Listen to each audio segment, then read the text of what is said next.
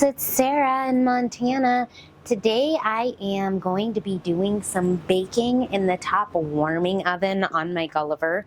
I also have a variety of other things going on, but for today's video, we are doing up lemon crinkle cake cookies. So this is basically like a cake batter that you mix just a 1/4 cup of oil and 2 eggs, and you roll it up into little balls and roll it in powdered sugar, and it's lemon flavored. And we're gonna do up these in our top warming oven, and I'm gonna show you guys how you can actually bake in the top warming oven today. So I really try and show you guys all the different uses of the way that you can use your wood-fired cook stove. I really hope that you guys do enjoy these videos and find them helpful and informational and educational.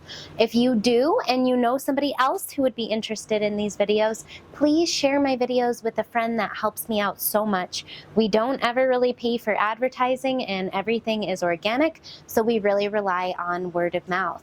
If you guys like our videos, please give me that thumbs up. Click that subscribe button in the corner of the channel. Thanks so much for being here. God bless. Have a wonderful day. Bye.